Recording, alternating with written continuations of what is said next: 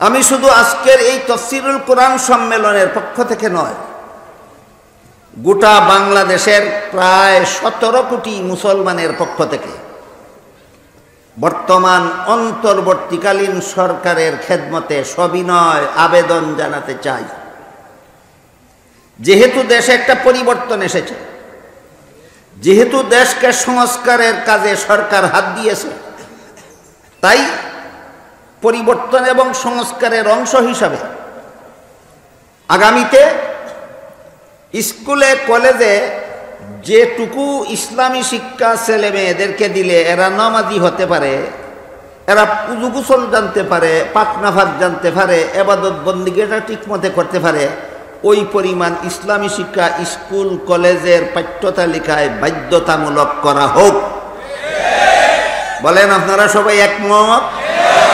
আমি আপনাদের সকলের পক্ষ থেকে এবং সারা বাংলাদেশের প্রায় 17 কোটি মুসলমানের পক্ষ থেকে বর্তমান অন্তর্বর্তীকালীন সরকারের কাছে এই জোর আবেদন জানাচ্ছি। এখানে যদি কোনো সিআইডি ডিআইবি সরকারি কর্মকর্তা থাকেন, আপনাকে সবিনয় অনুরোধ করে বলি, আমাদের এই অনুরোধ আপনাদের সরকারের কানে পৌঁছাইয়া দিবেন। আর এরাও যদি মুসলমানের ভবিষ্যৎ প্রজন্মকে ওদের মতো নাস্তিক বানাবার মতো সিলেবাসই চালু করে, তাহলে অতিক্রমকারীদের ভাগ্যে যা ছিল অন্তর্বর্তীকালীন সরকারের ভাগ্যে তাই গড়তে বাধ্য হবে। ওয়া নাস্তাগফিরুহু ওয়া নু'মিনু বিহি ওয়া নাতাওয়াক্কালু আলাইহি ওয়া নাউযু বিল্লাহি মিন শুরুরি আনফুসিনা ওয়া মিন সাইয়্যিআতি আ'মালিনা মান ইয়াহদিহিল্লাহু ফালা মুদিল্লা লাহু ওয়া মান ইউদ্লিলহু ফালা হাদিয়া লাহু ওয়া নাশহাদু আল্লা ইলাহা ইল্লাল্লাহু ওয়াহদাহু লা শারীকা লাহু ওয়া নাশহাদু আন্না সাইয়্যিদানা ওয়া নাবিয়্যানা ওয়া মাওলানা মুহাম্মাদান আবদুহু ওয়া রাসূলুহু সাল্লাল্লাহু তাআলা আলাইহি ওয়া আলা আলিহি ওয়া আসহাবিহি ওয়া বারাকা ওয়া সাল্লাম। আম্মা বা'দু ফাআউযু বিল্লাহি মিনাশ শাইতানির রাজীম। বিসমিল্লাহির রাহমানির রাহিম। وقال الذي اشتراه من مصر لامرأته أكرمي مثواه عسى أن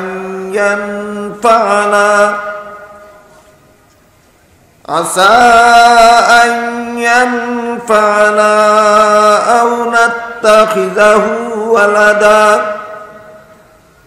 وكذلك مكنا ليوسف في الأرض ولنعلمه من تأويل الأحاديث والله غالب على أمره ولكن أكثر الناس لا يعلمون. ولما بلغ أشده آتيناه حكما وعلما وكذلك نجزي المحسنين. بارك الله لنا ولكم في القرآن العظيم ونفعنا وإياكم بالآيات والذكر الحكيم. হযরত উলামায়ে কেরাম, মুহতারাম হাজিরিন, গতকাল আমি বলেছি যে আমাদের দেশের স্কুল কলেজ ভার্সিটির সিলেবাসে যেহেতু কলেমা কালাম শিখারও ব্যবস্থা নেই, উযু গোসল শিখারও ব্যবস্থা নেই, নামাজ বন্দেগী শিখার ব্যবস্থা নাই, এই জন্য আপনারা যারা নিজেদের ছেলে মেয়েদেরকে একান্তই স্কুল কলেজে পড়াবার জন্য ভর্তি করাবেন, ভর্তি করাবার আগেই নিজের ছেলেদেরকে নিজের মেয়েদেরকে কলেমা কালাম শিক্ষা দিয়া, উযু গোসল শিক্ষা দিয়া, পাক নাফাক শিক্ষা দিয়া, নামাজ কালাম শিক্ষা দিয়া তারপরে ভর্তি করাবেন।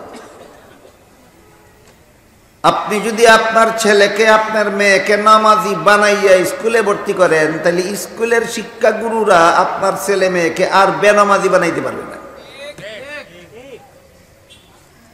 এই কথাটা কেন বলেছিলাম? যেহেতু আমাদের দেশের স্কুল কলেজে এই ইসলামের প্রাথমিক শিক্ষাটুকু দেওয়ার মতো ব্যবস্থা নাই। কেন ব্যবস্থা নাই তার কারণটাও আমি গতকাল আপনাদেরকে বলেছি।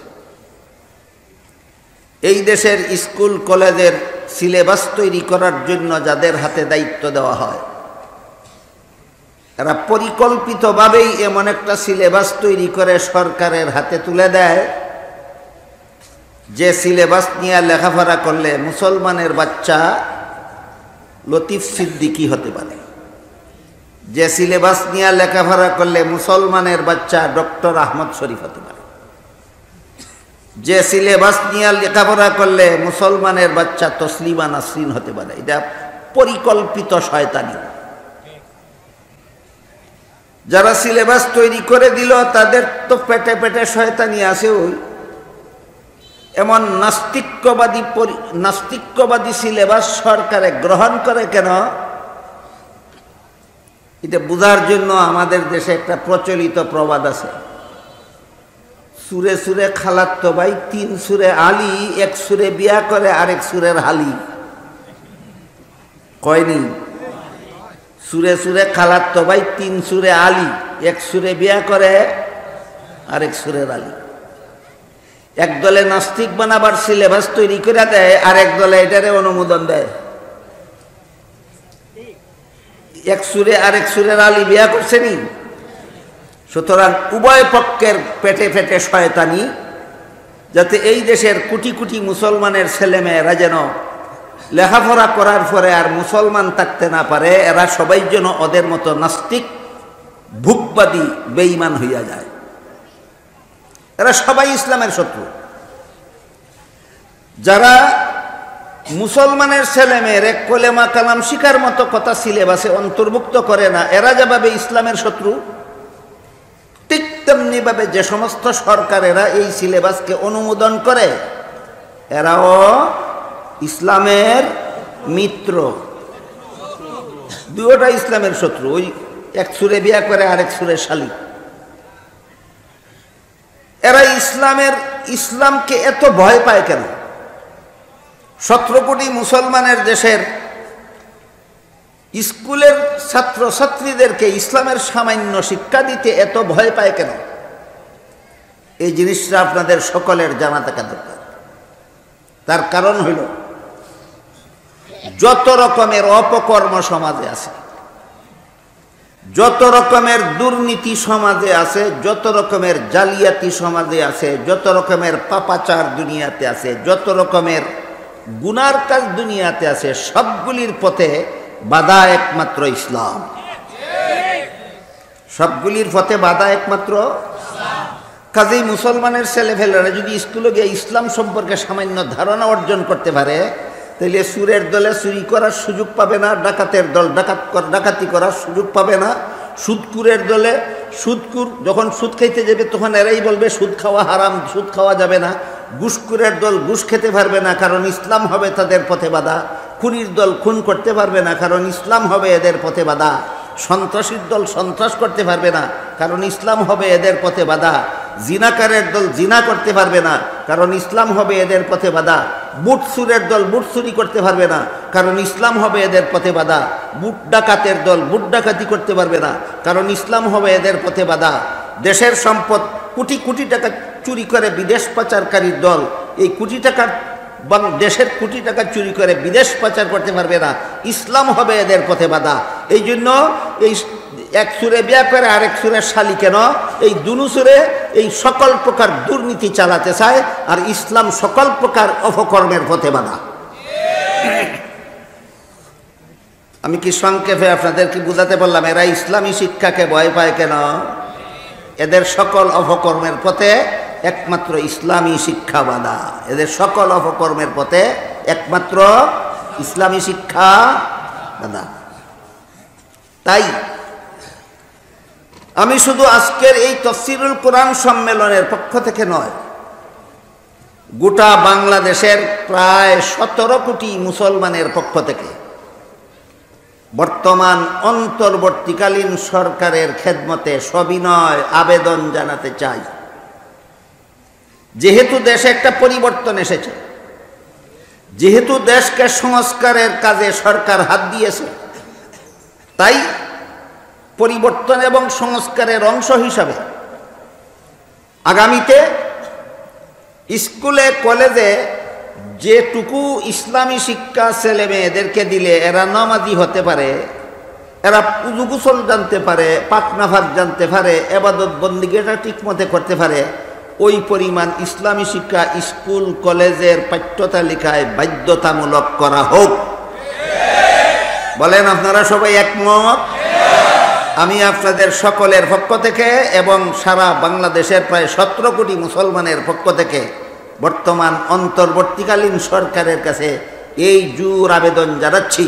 এখানে যদি কোনো সিআইডি ডিআইবি সরকারি কর্মকর্তা থাকেন, আপনাকে সবিনয় অনুরোধ করে বলি, আমাদের এই অনুরোধ আপনাদের সরকারের কানে পৌঁছাইয়া দেবেন। আর এরাও যদি মুসলমানের ভবিষ্যৎ প্রজন্মকে ওদের মতো নাস্তিক বানাবার মতো সিলেবাসই চালু করে, তাহলে অতিক্রমকারীদের ভাগ্যে যা ছিল অন্তর্বর্তীকালীন সরকারের ভাগ্যে তাই গড়তে বাধ্য হবে। এই ইসলামী শিক্ষা আমরা কি মাদ্রাসার মতো স্কুল বানাতে বলছি, না সামান্য ইসলামের প্রাথমিক শিক্ষা সিলেবাসভুক্ত করতে বলেছি? মাদ্রাসার প্রাথমিক শিক্ষাটুকু, সামান্য শিক্ষাটুকু, যেটুকু শিখলে কলেমা কালাম শিখতে পারে মুসলমান ছাত্রছাত্রীরা, উযু গোসল শিখতে পারে, পাক নাফাক শিখতে পারে, নমাজ কালাম শিখতে পারে, মাত্র এই পর্যন্ত।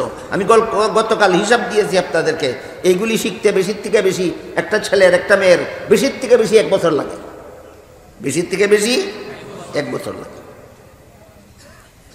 আমাদের কওমি মাদ্রাসার প্রাথমিক বিভাগ, যে বিভাগের 5টা ক্লাস আছে, যেটা কওমি মাদ্রাসার প্রাথমিক বিভাগগুলো, এই প্রাথমিক বিভাগের 5টা ক্লাসে সরকারি প্রাইমারি স্কুলে যা কিছু সিলেবাসের অন্তর্ভুক্ত আছে, আমাদের কওমি মাদ্রাসার এই পাঠশালাতেও সবগুলি অন্তর্ভুক্ত আছে।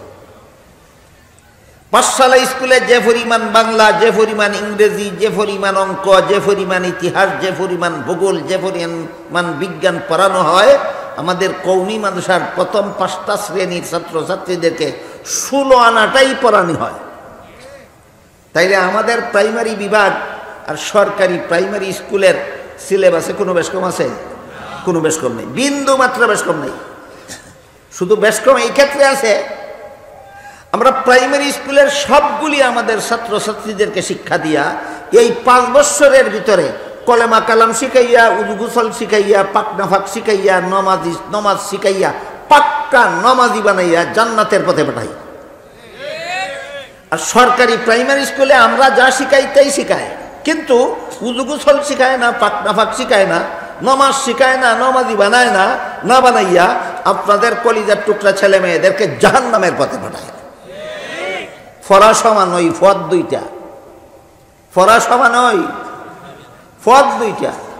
তারা যা ফরায় আমরা তাই ফরাই, কিন্তু আমরা এইগুলি ফরাইয়া আপনাদের সন্তানকে জান্নাতের পথে পাঠাই, আর তারা এইগুলি ফরাইয়া আপনাদের সন্তানকে জাহান্নামের পথে পাঠায়।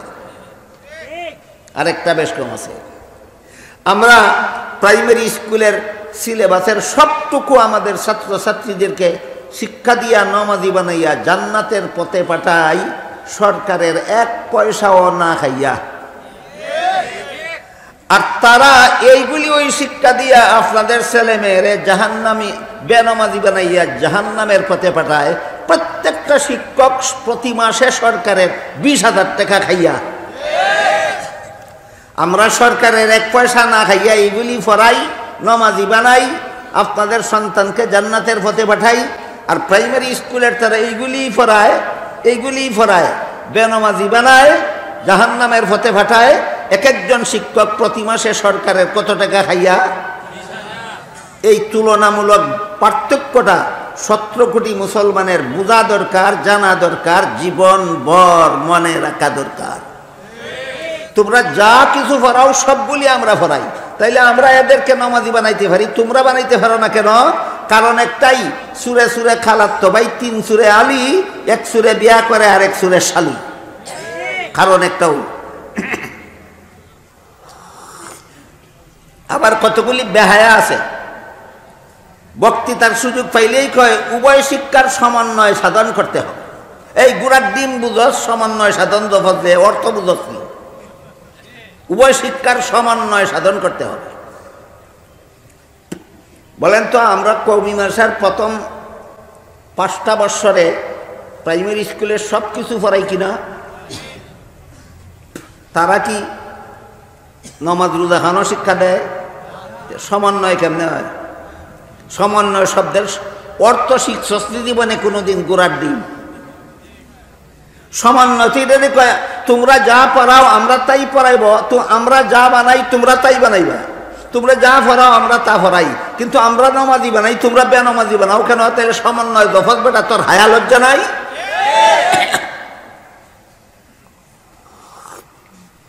এই কথা কইলে কয় না এই ব্যাপারে সমন্বয় করছ। কোন ব্যাপারে সমন্বয় করছ? কয় কওমি মাদ্রাসাত লেখাপড়া করলে তো ডাক্তার হয় না, কওমি মাদ্রাসাত লেখাপড়া করলে তো ইঞ্জিনিয়ার হয় না। আমি বললাম ঠিক আছে, ডাক্তারি লেখাপড়া আর ইঞ্জিনিয়ারি লেখাপড়া কোরআন হাদিস থেকে কঠিন না। কোরআন হাদিসের শিক্ষার চেয়ে কঠিন কোনো শিক্ষা আমার মনে হয় দুনিয়াতে হইতে পারে না। এত কঠিনটা আমরা পড়াইতে পারি, আর সহজটা পড়াইতে পারবো না। পড়াই না কেন? আল্লাহ কোরআনে বলছেন ইসলামী শিক্ষার উদ্দেশ্য এটা না। ইসলামী শিক্ষার উদ্দেশ্য ডাক্তার বানানি আর ইঞ্জিনিয়ার বানানি না। কি বানানি আমি পরে বলবো আপনাদেরকে, ইনশাআল্লাহ, আজকে না বললে আগামীকাল। মাদ্রাসা শিক্ষার উদ্দেশ্য সুস্পষ্টভাবে কোরআন হাদিসে বর্ণিত আছে। মাদ্রাসা শিক্ষার উদ্দেশ্য না ছাত্রদেরকে ডাক্তার বানানি, মাদ্রাসা শিক্ষার উদ্দেশ্য না মাদ্রাসার ছাত্রদেরকে ইঞ্জিনিয়ার বানানি। এই জন্য আমরা পড়াই না। কিন্তু তোমরা যেহেতু প্রস্তাব করছো মাদ্রাসায় লেখাপড়া করলে ডাক্তার হবে, ইঞ্জিনিয়ার হতে হবে, তাহলে আমিও প্রস্তাব করলাম যদি নিরপেক্ষ দৃষ্টিতেই যদি সমন্বয় সাধন করতে চাও, তাহলে আমরাও ছাত্রছাত্রীদেরকে ডাক্তার ইঞ্জিনিয়ার বানাবো, তোমরাও কলেজ ভার্সিটিতে ছাত্রছাত্রীদেরকে মুহাদ্দিস মুফাসসির বানাও। তখন হইব সমন্বয় সাধন। এই বেটা গুড়ার ডিম বুঝছি, সমন্বয় কারে কয়?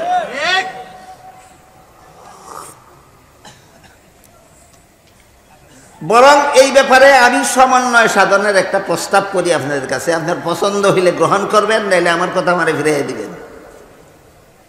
ধরেন এক ব্যক্তির 2টা ছেলে আছে, একটা ছেলের স্কুলে লেখাপড়া করতে দিল, আর একটা ছেলের মাদ্রাসায় লেখাপড়া করতে দিল।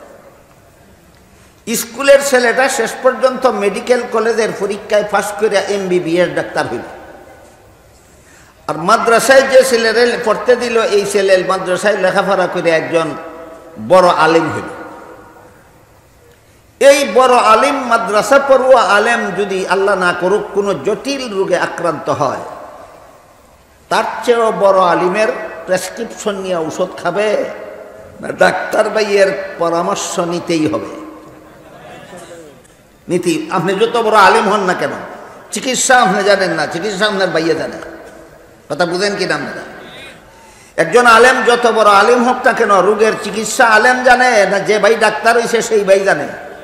তুমি যত বড় আলেম হও না কেন, তোমার চিকিৎসার দরকার, তোমার কথাই হবে না, তোমার চেয়ে বড় আলেমের কথাই হবে না। চিকিৎসা তোমার ভাই ডাক্তার আছে তার কথা মতো চিকিৎসা করতে হবে। আর যেই ব্যক্তি ডাক্তার, এই ব্যক্তি যদি পরকালে জাহান্নাম থেকে বাঁচতে চায়, তাহলে আরো বড় ডাক্তারের কথা মতো জীবনযাপন করতে হবে না, আলেম ভাইয়ের কথা মতো চলতেই হবে? এইটার নাম হইল সত্যিকারের সমন্বয় সাধন। বুঝাইতে পারলাম? উভয় শিক্ষার সমন্বয় সাধন, সমন্বয় সাধন, সমন্বয় সাধন। যে সমস্ত গণ্ড মূর্খরা জপে, বুড়ার ডিমও বুঝে না সমন্বয় সাধনের অর্থ কি। আমার প্রস্তাবগুলি যদি আপনারা বুঝে থাকেন তাহলে বলুন এইগুলি কি যুক্তিসম্মত নয় না চূড়ান্ত যুক্তিসম্মত? তাহলে আমি এইটাও জাতির কাছে আবেদন পেশ করলাম, এই প্রস্তাবগুলি যদি যুক্তিসম্মত হয় প্রস্তাবগুলি গ্রহণ করুন। আমরা প্রথম 5 বছরে প্রাইমারি স্কুলের সব পড়াই, এর সাথে পাক্কা নমাজি বানাই। তোমরাও সরকারি প্রাইমারি স্কুলে যা কিছু পড়াও এর সাথে মুসলমান ছেলে মেয়েরা নমাজি বানাও। আর আমাদের মাদ্রাসায় উচ্চ শিক্ষা লাভ করিয়া যত বড় আলেম হোক না কেন, চিকিৎসার জন্য ডাক্তারের কাছে পাঠাই। তোমরা স্কুল কলেজ ভার্সিটিতে ফিরে যারা ডাক্তার ইঞ্জিনিয়ার হইছো, তোমরা যদি পরকালে জাহান্নাম থেকে বাঁচতে চাও তা আলেমদের কথা মতো জীবনযাপন করো। এই সমন্বয় সাধনের প্রস্তাবটা আমি আপনাদের পক্ষ থেকে জাতির কাছে, সরকারের কাছে পেশ করলাম। আপনারা সমর্থন করেন?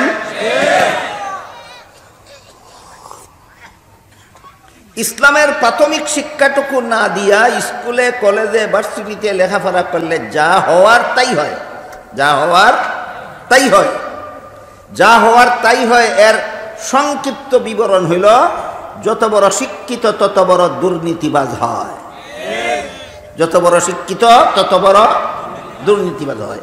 কারণ তার অন্তরে ইসলামী শিক্ষার ছোঁয়া লাগছে না, ইসলামী শিক্ষার পরশ নাই তার অন্তরে। যদি সে ইসলামের প্রাথমিক শিক্ষাটুকু শিখত, ইসলামের প্রাথমিক শিক্ষার মাঝে আছে ওই যে গতকাল বলছিলাম কলেমায়ে তাইয়্যিবা, কলিমায়ে শাহাদত, ইমানে মুজমল, ইমানে মুফাসসল। আমি শুনাই আপনাদেরকে, এর শোনার পরে বলবেন কত বছর লাগে এগুলি শিখতে। কলেমায়ে তাইয়্যিবা হলো লা ইলাহা ইল্লাল্লাহু মুহাম্মাদুর রাসূলুল্লাহ। কলেমায়ে শাহাদত হলো আশহাদু আল্লা ইলাহা ইল্লাল্লাহু ওয়াহদাহু লা শারীকা লাহু ওয়া আশহাদু আন্না মুহাম্মাদান আবদুহু ওয়া রাসূলুহু। ইমানে মুজমাল হলো আমানতু বিল্লাহি কামা হুয়া বিআসমাইহি ওয়া সিফাতিহি ওয়া কাবিলতু জামিয়া আহকামিহি। ইমানে মুফাসসাল হলো আমানতু বিল্লাহি ওয়া মালাইকাতিহি ওয়া কুতুবিহি ওয়া রুসুলিহি ওয়াল ইয়াউমিল আখিরি ওয়াল কদরি খাইরিহি ওয়া শাররিহি মিনাল্লাহি তাআলা ওয়াল বাসি বাদাল মাউত। এই 4 কলিমা। বলেন 4 বছর লাগবে শিখতে? 4 মাস লাগবে? 4 সপ্তাহ লাগবে? না 4 দিন যথেষ্ট? 4 দিন যথেষ্ট। তোরে বাগে ধরে না বুথে ধরে প্রাইমারি স্কুলের মুসলমান ছাত্রছাত্রীরা এইগুলি শিক্ষা দিতে? তোরে বাগে ধরে না বুথে ধরে? কিচ্ছু তা না ধরে না, ধরে একটাই ওই সুরে সুরে খালাত্তো ভাই, 3 সুরে আলী, 1 সুরে বিয়া করে আরেক সুরের শালি, এইটাই ধরছে এরা।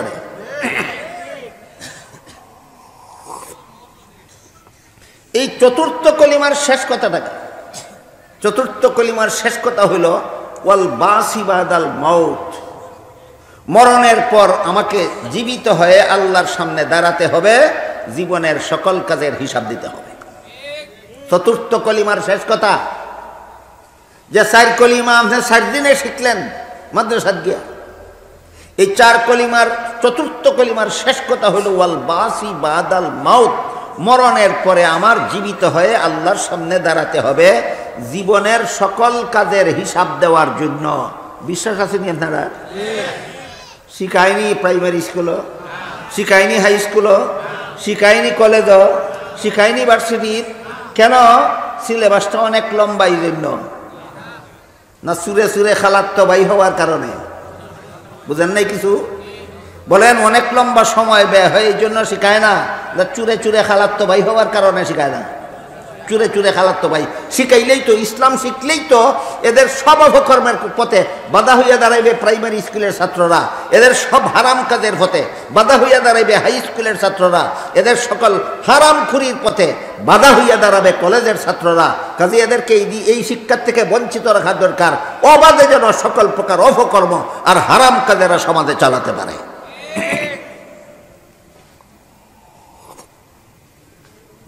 শুধুমাত্র এই একটা কথা যে মরণের পরে আমার একদিন জীবিত হয়ে আল্লাহর সামনে দাঁড়াতে হবে জীবনের সকল কাজের হিসাব দেওয়ার জন্য।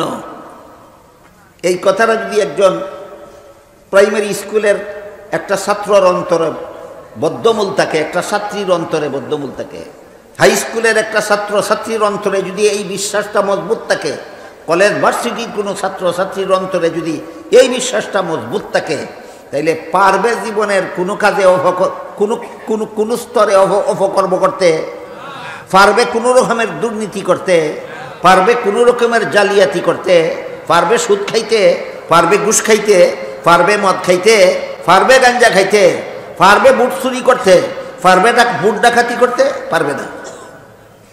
আমি কি আপনাদেরকে বুঝাতে পারলাম এই শয়তানেরা কেন স্কুল কলেজের ছাত্রদেরকে ইসলামের সামান্য শিক্ষার থেকেও বঞ্চিত করে রাখে?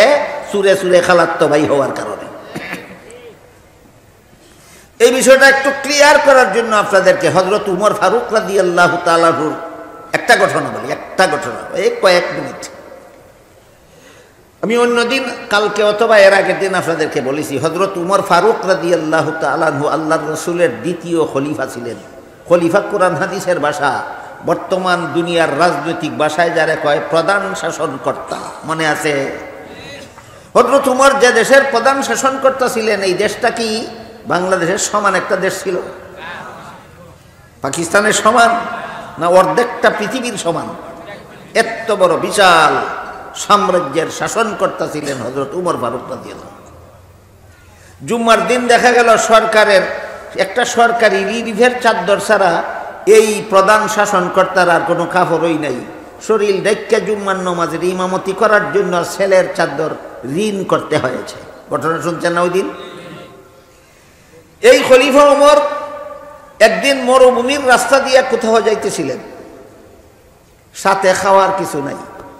যেই বেটার রিলিফের একটা চাদর ছাড়া আর কোনো চাদর কাপড়ই থাকে না, এই বেটার সফরের মধ্যে খাওয়ার কিছু সাথে না থাকা কি অস্বাভাবিক? স্বাভাবিক, সাথে খাওয়ার কিছু নাই। মরুভূমির রাস্তা মানে 10 মাইল, 20 মাইল, 30 মাইল, 50 মাইলের রাস্তা, শুধু বালু আর বালু, বাড়িঘরও নাই, দোকানপাটও নাই, খানা জোগাড় করার কোনো ব্যবস্থা নেই।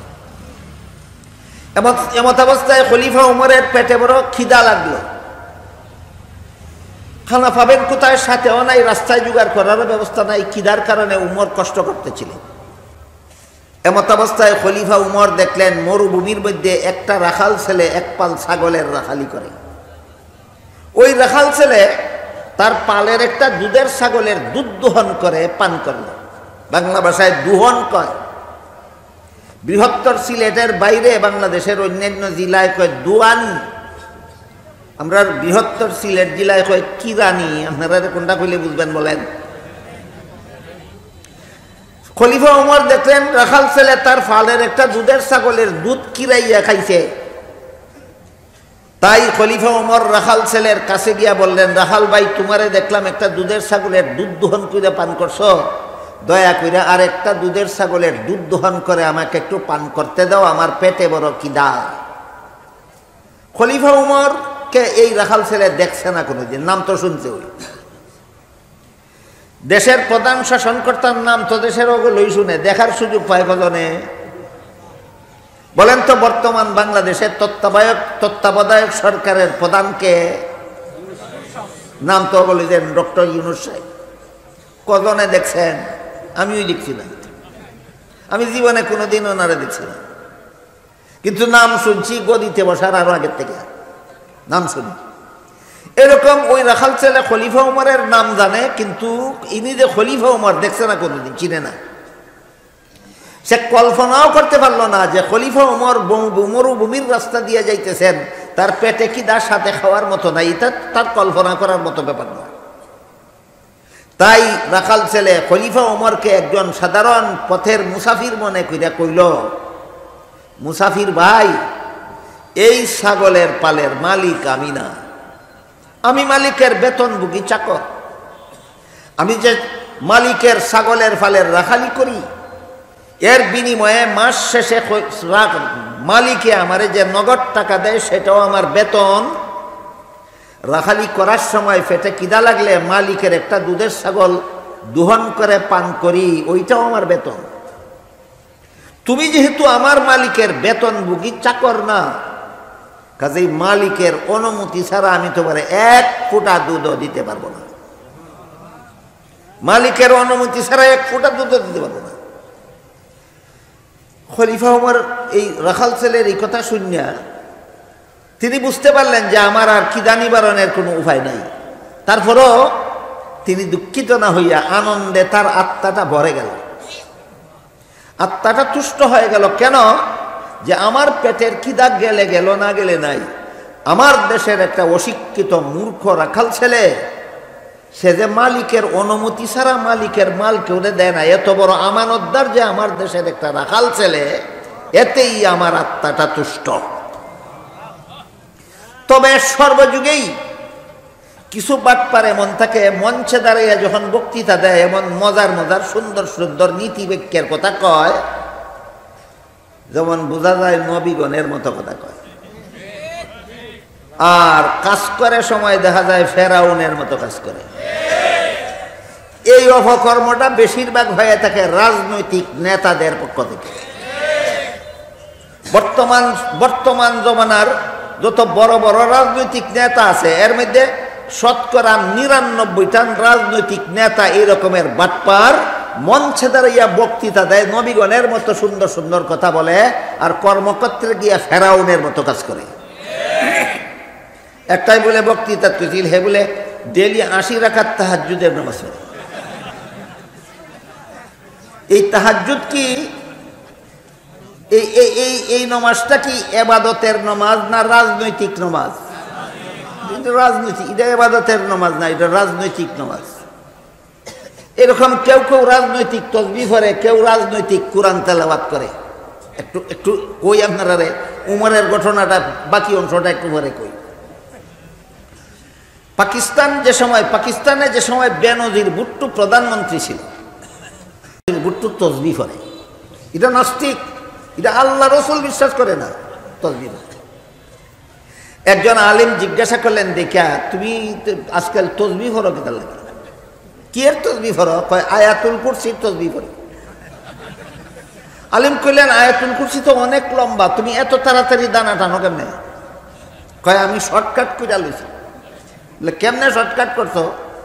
কয় আয়াতুল কুরসির মধ্যে একটা শব্দ আছে কুরসি, এই শব্দের আগের পিছের সব বাদ দিয়া শুধু কুরসি কুরসি কুরসি কুরসি কুরসি কুরসি। কুরসি শব্দের অর্থ গদি, কুরসি শব্দের অর্থ গদি। কোন বেনজিরে যদি নির্বাচনের আগে তসবিহ পড়তে দেখা যায়, তাহলে হে সুবহানাল্লাহ দফে না কুরসি কুরসি কুরসি দফে? কিন্তু আপনারা তো এত সরল, আপনারা এই বাটপারেরা তো তসবিহ দেখলেই মনে করেন ৭০০ ইঁদুর মাইরা বিলাই মক্কা রওনা হইছে। অতি সরল ভালো নয়, অতি সরল ভালো নয়। জীবন ভর যারা মানুষ খুন করে, জীবন ভর যারা মানুষের উপর জুলুম অত্যাচার করে, জীবন ভর যারা কোটি কোটি টাকা আত্মসাৎ করে, জীবন ভর যারা মানুষের ধর্ম নিয়ে সিনেমিনে খেলে, জীবন ভর যারা মানুষের জীবন নিয়ে সিনেমিনে খেলে, এরা যদি নির্বাচনের আগে তসবিহ পড়ে, এটা সুবহানাল্লাহর তসবিহ না, এটা কুরসি কুরসি কুরসি কুরসির তসবিহ। কিন্তু বক্তৃতা মঞ্চে দাঁড়াইয়া যখন কথা বলে, মনে হয় এত মজার কথা মনে হয় নবীরা কইতেন। এই ধরনের বাটপার বেশিরভাগ রাজনৈতিক নেতা নেত্রীরা হইয়া থাকে। তো খলিফা ওমর মনে করলেন, এই মনে একটা বাটপারি করলো আমার সাথে, যে মালিকের অনুমতি ছাড়া আমার এক ফোঁটা দুধ দিতে পারবে না। এই কথা আমাকে ধোঁকা দেওয়ার জন্য বলল, না সত্যই সে আমানতদার, এটা আমার তারে পরীক্ষা করতে। তাই খলিফা উমর এই রাখাল ছেলের আসল অবস্থা পরীক্ষা করার জন্য কইলেন, আচ্ছা ঠিক আছে, তুমি যদি বিনামূল্যে এক ছাগলের দুধ আমারে না দাও, তাইলে একটা দুধের ছাগল আমার কাছে উচিত মূল্যে বিক্রি করে দাও। এখন মাগনা না উচিত মূল্যে? উচিত মূল্যে বিক্রি করে দাও। এতে তোমার একটা উপকার হবে, আমার একটা উপকার। আমার উপকার এই হবে যে ছাগলটা কিনে আমি এখন ওই ছাগলের দুধ দোহন করে পান করবো, আমার পেটের খিদা নিবারণ হবে। আর তোমার উপকার এই হবে, তোমার মালিকে বেতন যা দেয় তো দিল, আর একটা ছাগলের মূল্য আমার কাছ থেকে যা পাইলা, এটা বেতনের অতিরিক্ত পাইলা, এটা তোমার উপকার। সুবুদ্ধি না কুবুদ্ধি? কি বাস্তবায়ন করার জন্যই উমরে কুবুদ্ধি দিলেন, না পরীক্ষা করার জন্য? আবার উমরের প্রতি সন্দিহান হইবেন না যে উমরের মতো রসুলের খলিফা এমন কুবুদ্ধি কেমনে দিলেন? এটা বাস্তবায়ন করার জন্য দিতেন না পরীক্ষা করার জন্য দিতেন, দেখি তুই কি করস। রাখাল ছেলে বলে, মুসাফির ভাই, তোমার কথা মতো একটা দুধের ছাগল যদি আমি তোমার কাছে উচিত মূল্যে বিক্রি করে দিই, দিয়া যদি পয়সাটা আমি আত্মসাৎ করে খাইয়া লাই, মালিকে যখন গন্তি দিব ছাগলের পাল গন্তি দিয়া তো ফাইব ছাগল একটা কম, তখন তো তোমারে জিজ্ঞেস করতো না আমার ছাগল একটা কম কেন, আমি রাখাল আমারে জিজ্ঞেস করবে, মালিকরে কি জবাব দিব? খলিফা উমর রাখাল ছেলেকে বললেন, মালিকে যদি জিজ্ঞেস করে ছাগল একটা কম কেন, তুমি বলবে ছাগল একটা বাঘে দৌড়ে নিয়ে গেছে। এটাও একটা সুবুদ্ধি, বাস্তবায়নের জন্য না পরীক্ষা করার জন্য। যখন উমর কইলেন তুমি মালিক রে কইও ছাগল একটা বাঘে দৌড়ে নিয়ে গেছে, বাঘে ছাগল দিয়ে লেগা রাখাল ছেলের ফিরাইবার কোনো ক্ষমতা নাই, কাজেই তোমার বিরুদ্ধে কোনো বিচার চলবে না, তখন রাখাল ছেলে খেপল ওই মুসাফির লোকটার উপর। খলিফা উমর সিদ্দিক খেপছে না মুসাফির সিদ্দিক খেপছে? মুসাফির লোকটার উপর খেপে কয়, এই বেটা মুসাফির দাঁড়া, আমার একটা কথা শুনে যা, আমি আমার মালিকের বিশ্বস্ত চাকর, আমি যদি কই ছাগল একটা বাঘে দৌড়ে নিয়ে গেছে, বিন্দু মাত্র সন্দেহ করবে না আমাকে, আমার বিরুদ্ধে বিচার দায়ের করবে দূরের কথা, শতকরা 100 আমার কথা সত্য বলে বিশ্বাস করবে। কিন্তু তুই বল, শেষ বিচারের দিন আল্লাহ যখন জিজ্ঞাসা করবেন মালিকের ছাগলটা কি করছিলি, তখন কি জবাব দেব? বলেন, মুসলমানের অন্তরে এই বিশ্বাস প্রাইমারি স্কুলের শিক্ষার দ্বারা জন্ম হয়, হাই স্কুলের শিক্ষার দ্বারা জন্ম হয়, কলেজ ভার্সিটির শিক্ষার দ্বারা জন্ম হয়, না একমাত্র ওয়াল বাসি বাদাল মাউতের দ্বারা জন্ম হয়? মনে আছে? ওয়াল বাসি বাদাল মাউত, একমাত্র ওয়াল বাসি বাদাল মাউত। ইমানে মুফাসসালের সর্বশেষ কথা, কচি কাঁচা ছেলে মেয়েদেরকে শিশুকালে শিক্ষা দিলে এই শিক্ষাটা অন্তরে বদ্ধমূল থাকে। এরপরে সে প্রাইমারি স্কুলে যদি নাও পড়ে, হাই স্কুলে যদি নাও পড়ে, কলেজ ভার্সিটিতে যদি নাও পড়ে, কোনো বড় বড় মাদ্রাসায় যদি আর লেখাপড়া নাও করে, শুধু ওয়াল বাসি বাদাল মাউত, একদিন আমাকে জীবিত হয়ে আল্লাহর সামনে দাঁড়াতে হবে, জীবনের সকল কাজের হিসাব দিতে হবে, এই কথা অন্তরে জাগ্রত থাকে, যে কারণে জীবনের কোনো পদে সে আর কোনো রকমের অপকর্ম, দুর্নীতি আর জালিয়াতি করার সাহস করতে পারে না। এই শিক্ষা থেকে স্কুল কলেজের ছাত্রছাত্রীদেরকে বঞ্চিত রাখার একমাত্র কারণ, সুরে সুরে খালাতো ভাই, 3 সুরে আলী, 1 সুরে বিয়া করে আরেক সুরের শালি। এই জন্য ইসলামের প্রাথমিক শিক্ষার আলোতেও যাদের অন্তর আলোকিত হয় না, ইসলামের প্রাথমিক শিক্ষা এই 1 বছরের সিলেবাস, ইসলামের প্রাথমিক শিক্ষার আলোতেও যাদের অন্তর আলোকিত হয় না, আমি বলি এরা যত বড় শিক্ষিত হয় তত বড় দুর্নীতিবাজ হতে বাধ্য। এখন দুর্নীতির একটা ঘটনা আমার জীবনের ইতিহাস থেকে আপনাদের শোনাই, কোন বললাম খলিফা উমরের জীবনের ইতিহাস। এবার দুর্নীতি, শিক্ষিত দুর্নীতিবাজদের একটা ঘটনা আমার জীবনের ইতিহাস থেকে আপনাদের শোনাই। আনুমানিক 50 বছর আগের কথা হবে। ব্রাহ্মণবাড়িয়া এলাকায় এক ওয়াজ মাহফিল লেগেছিল। ফিরার পথে রেলগাড়িতে বাড়ি আসার জন্য ব্রাহ্মণবাড়িয়া রেল স্টেশনে গেল, গিয়া দেখি গাড়ি ছাইরা দিতেছে, টিকিট নেওয়ার সুযোগ নেই, টিকিট ছাড়াই রেলগাড়িতে উঠলাম। রেলগাড়ির ভিতরে সরকারের বেতনভোগী কর্মচারী থাকে, কেউ যদি বিনা টিকিটে গাড়িতে উঠে তার কাছ থেকে ভাড়া আদায় করতো আর টিকিট বানাইয়া দিত, তাকে নি এই সময় তারা টিটি কইতো, আজকাল কি কয় আমি জানি না। আমি গিয়া টিটি সাহেবকে বললাম, টিটি সাহেব গাড়ি ছেড়ে দিছে, আমি টিকিট নিতে পারছি না, আমার একটা টিকিট বানায় দেন, আর ভাড়া যা হয় আমার কাছ থেকে নিয়ে যান। আমার সেচ্ছে কি তা সেতার মতো, টিকিট বানাই দেওয়া যাবে না। আমি বেটা সেতিস না, তোরে যে সরকারে বেতন দেয়, যে সরকারের বাপের সম্পত্তি থেকে দেয় না, সমস্ত বাঙালিদের মাথার গাম পায়ে ফেলার উপার্জিত ট্যাক্সের টাকা থেকে দেয়, আমরা টেকাই দিয়ে তোরে বেতন দেয়, সেতিস না। তোমার বেতন দেয় আমার টিকিট বানাইয়া দেওয়ার জন্য, তুমি আমার টিকিট বানাইয়া দেওয়া যাবে না কেন? কয় টিকিট বানাইয়া দিলে শুধু ভাড়া দিলে হবে না, বিনা টিকিটে রেল ছাড়ার জরিমানাও দিতে হবে। আমি বললাম ভাড়াও দেব, জরিমানাও দেবো, বা টিকিট বানিয়ে দাও।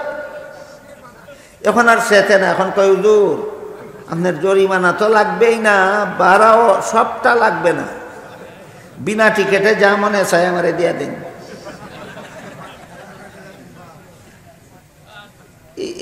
এটা কোন সুরের খালাতো ভাই?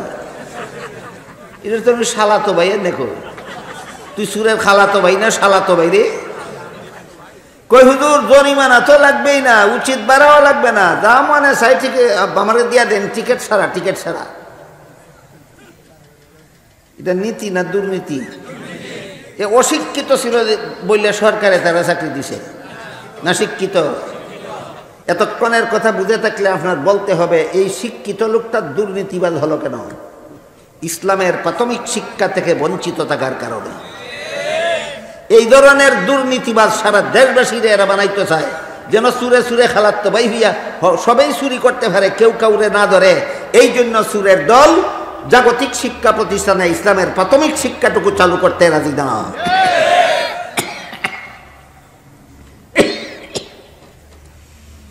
আমি কইলাম বিনা টিকেটে তোমার আমি একটা পয়সাও দিতাম না, টিকিট ছাড়া একটা টাকাও দেব না তোমার। আমার কয় আমি আপনার কাছ থেকে পয়সা কম নিতে চাই, আপনি বেশি দিতে চান কেন? বাট ফার কেমন চিন্তা করে, আপনার কাছ থেকে আমি টাকা কম নিতে চাই, আপনি বেশি দিতে চান কেন? আমি কইলাম আমি তোমারে বেশি দিতে চাই, তুমি কম নিতে চাও কেন? এরপরে আর কোনো জবাব না দিয়া নিরিবিলে গেছে। আমি পরবর্তী স্টেশনে এলাম, মিয়া টিকিট লইয়া লইছি, স্টেশন থেকে হের কাছ থেকে টিকিট লইতারছি না। বলেন এটা শিক্ষিত না অশিক্ষিত? নীতিশীল না দুর্নীতিবাজ? কোন শিক্ষার ফসল? নাস্তিক্যবাদী স্কুল কলেজের শিক্ষার ফসল। কোন শিক্ষার ফসল? নাস্তিক্যবাদী স্কুল কলেজের শিক্ষার ফসল।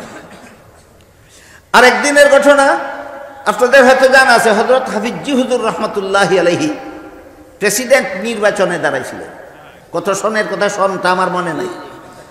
হ্যাঁ, 1981 সালে। 1981 সালে হযরত হাফিজি হুজুর রহমতুল্লাহি আলাইহি প্রেসিডেন্ট নির্বাচনে দাঁড়াইছিলেন। ওই জীবনে একদিন গেছিলাম ভোট দিতাম, আর কোনোদিন ভোট দিতাম গেছি না। হাফিজ হুজুর দাঁড়াইছিলেন প্রেসিডেন্ট নির্বাচনে। হাফিজ হুজুর বলছিলেন, সাংবাদিকটা জিজ্ঞাসা করেছিল আপনি যে দাঁড়াইছেন আপনি কি মনে করেন পাশ করবেন? এটা এমন একটা পলিসির জবাব যে পাশ করব মনে করি কইলে কোন যুক্তিতে তুমি মনে করো? তোমার থেকে বেশি ভোট অন্যরা সব সময় পাইয়েছে, তুমি কোন যুক্তিতে বেশি পাইবা মনে করো? আর যদি জবাব দেন উনি আমি মনে করি না পাশ করবো, তাহলে সাংবাদিকটা তো বেশি জিজ্ঞাসা করবো তাহলে যার দাঁড়াইলা কেন? কোন বাঘের বাচ্চারা প্রশ্ন করছে, দিস করছে না তো। হাফিজ হুজুর বললেন, যারা গদি দখলের লুবে দাঁড়ায় এরা গদি ফাইলেই ফাঁস করে, না ফাইলেই ফেল। আমি গদি দখলের লুবে দাঁড়াইছি না, আমি ইমানদারদেরকে ভোট দেওয়ার জায়গা তৈরি করে দিবার লাগি, আল্লাহরে খুশি করবার লাগি দাঁড়াইছি। আমার নির্বাচনে ফেইলের কোনো অস্তিত্ব নাই। আমি গদি ফাইলেও ফাঁস, না ফাইলেও ফাঁস। আমি আল্লাহরে খুশি করবার লাগি দাঁড়াইছি, আমি গদি ফেবার লাগি দাঁড়াইছি না। কাজে আমার দাঁড়ানিটাই ফাঁস, গদি ফাইলেও ফাঁস, না ফাইলেও ফাঁস। হাফিজ হুজুর সাংবাদিকদের প্রশ্নের এই জবাব দেওয়ার কারণে ওই জীবনে একদিন গেছিলাম ভোট দিতাম। ভোট সেন্টারে গেছি, পরে অফিসারে আমারে কয় আপনার ভোট দেওয়া হয়ে গেছে।